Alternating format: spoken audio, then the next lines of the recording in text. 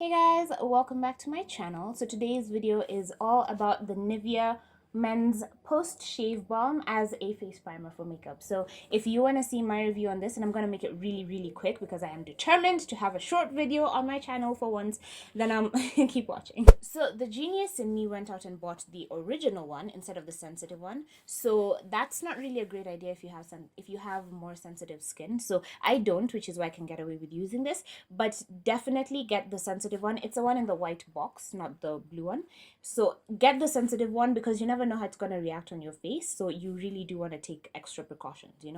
But the reason I wanted to make this video is because I've watched a lot of people's reviews on this product, and I've heard them say a few things that I really don't agree with. So I thought I would get my opinion out there and sort of help whoever's trying to decide if they want this product or not. So the first myth I want to debunk is that this is a pore controlling primer. It is not, honey. I will show you close-ups of my face that show that this side is the one without the primer and this side is the one with the primer.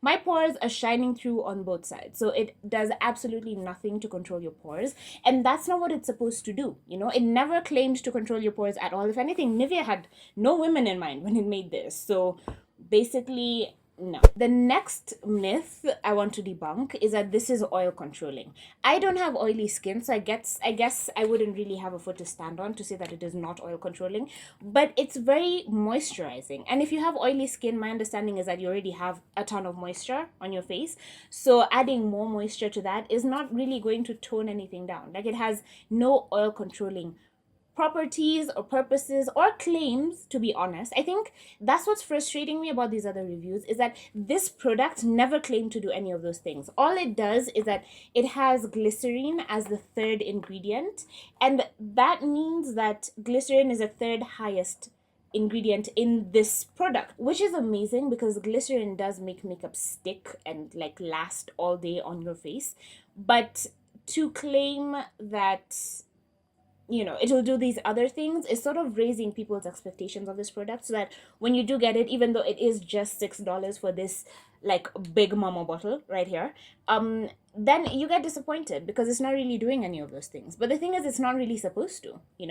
I am using the Max Factor Facefinity foundation. I have a review of it right up here, but that foundation in itself lasts all day. It's supposed to be a 3-in-1, so it's a primer, concealer, and foundation in one, which means that it is built to last all day. So I guess I haven't really seen any real lasting effect of this primer, but what I have noticed is that, as you can tell, because this, like I said, this is the side without, this is the side with the primer. The side with the primer does look more dewy and more alive, and I love it when my face looks dewy and alive because this foundation is very mattifying. Like, it doesn't suck the life out of my face, but for me, who likes a more dewy, more wet finish, more satiny finish, I should say, it is a bit too much. Like, I feel like my face looks a bit flat because it's so dry. It's like I'm powdering it every 5 minutes, which is not the look that I'm going for. This foundation, by the way, is perfect if you have oily skin because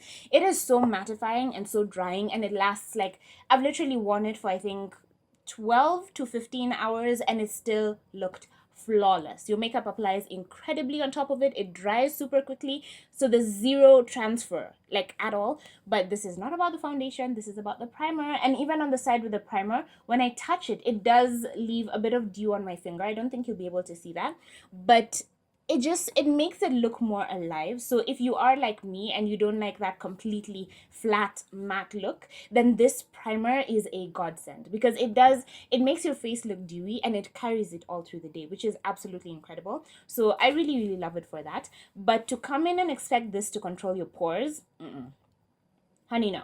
To come in and expect it to control your oil, no. If anything, it makes me look dewy, so I can imagine for an oily person it might make you look a bit too dewy. I don't know, like, maybe that your oils come throughout the day, even though you have a mattifying primer or foundation or whatever on.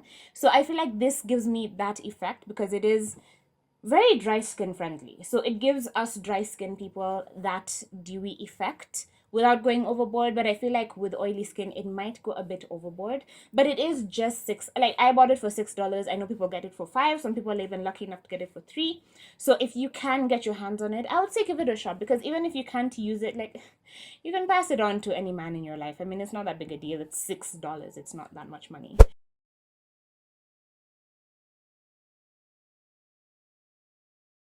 It's a very, very runny. My hands are clean, so I'm just gonna put that back into the bottle because that is way too much. But yeah, I'm just gonna take some, rub it on my finger. It has a really strong scent. Can I just say that? It smells like, it's a very manly, but like I don't like, I don't know. I don't like being overwhelmed by this manly smell, you know? So I'm just gonna rub that in with my finger, and you're supposed to rub it until it gets tacky, so it's not tacky yet. But I'm just gonna rub it in all over. So now that it's a bit tacky all over the half of my face that I've used it on, I'm going to go in with my foundation and just see how well that applies. I will say that this side is going on smoother. This one, when I was patting it in, it did look a bit patchy, but this one already, it does stick on my face better.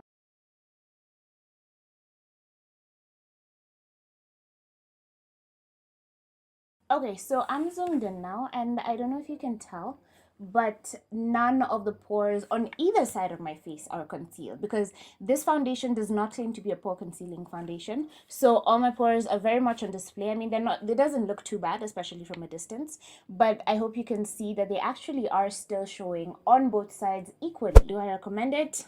Total thumbs up. I really, really love it, especially if you have dry skin. But do come into this product with realistic expectations, is all that I am saying. So I hope you enjoyed that video. I hope you found it helpful. Give me a thumbs up if you did. I'm not even going to do the rest of my makeup. I do know I don't have brows for this video, but I am going to do the rest of my face a bit later. Let me know what you think in the comments down below. Everything else that I have on my face is going to be in the description bar, so be sure to click that, and I will see you in my next video.